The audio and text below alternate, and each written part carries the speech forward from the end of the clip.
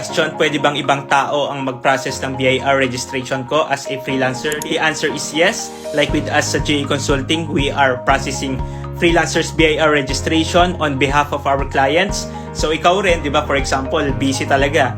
Busy sa clients, maraming tasks. Pwede mo naman niyang i-delegate or iutos sa family members. Basta bigyan mo lang siya ng SPA dahil hahanapin yun ni BIR bago niya i-process yung registration mo. May question si Christine, isang virtual assistant. Just in case, pwede ba mag-register ang isang freelancer kahit April na? The answer is yes. Wala pong deadline ang pagre-register. Any month, pwedeng-pwede. Question from Christy. Do they print out new CORs and hand you one every year? I paid kasi and di ako nabigyan for some reason. The answer is no. Hindi. Yung BIR certificate of registration natin na nakuha natin sa ating initial registration is considered permanent na. The only thing na kailangan natin ng bagong COR is kung may kailangan tayong ipa-update. For example, mag-a-add tayo ng additional line of business. So, papa-update mo yung COR, magkakaroon ka ng bago. For example naman, if you are a female and from single name, gusto mo nang ipa-update ng married name, di ba? So, ayun, ma-update din yung COR mo. So, sa mga ganong scenario lang, mapapalitan yung COR natin. Question, is it possible to have different COR, one from my own business and one for freelancing VA, opting for 8% income tax rate option? The answer is yes, possible na dalawa ang COR mo sa isang business mo at sa freelancing business mo. Possible yon na dalawa yung certificate of registration. Pero kung ano yung income tax rate option na pipiliin mo, isa lang yon dahil pagsasamahin mo naman yung income. So kung 8% income tax rate option ka, sa dalawang business mo na yon. Ganon siya. Advisable po ba magpa-register middle of the year? The answer is depende sa goal mo.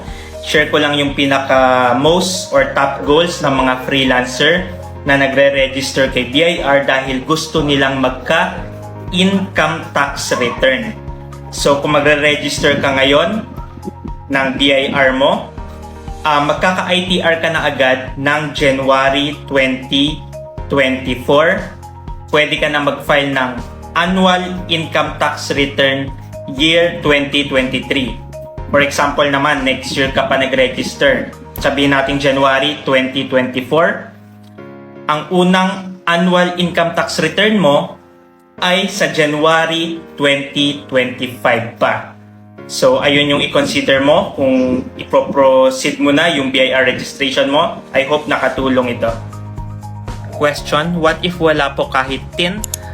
During the registration sa BIR Form 1901, wala kang ilalagay sa TIN, si BIR officer na, sabay na yon sa registration mo, magkakaroon ka na rin ng TIN pag nag-register ka ng freelancing business mo. So, usually naman yung mga to pag fresh graduate, di ba? Or yung mga first time na mag-work, diretso agad sa freelancing. Meron ding mga ganito, kagaya ng case mo. Gusto mo na maging BIR registered freelancer pero wala ka ng time pumunta kay BIR, wala ka ng time mag-research, wala ka ng time mag-fill up ng mga BIR application forms. We can do that for you in GA Consulting. We have 3 simple steps. Number 1, our tax advisor will schedule a tax consultation with you. Free po yung consultation once decided ka na to move forward with the services. Number 2, you will send all the requirements via email. Diba? Very stress-free. And the last part, maghihintay ka na lang sa bahay mo ng complete freelancers BIR registration documents mo. If decided ka na, message ka lang sa FB page namin, GA Consulting.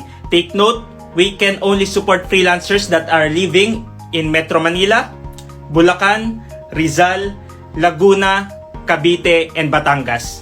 Ayon, looking forward to help you with your freelancers BIR registration.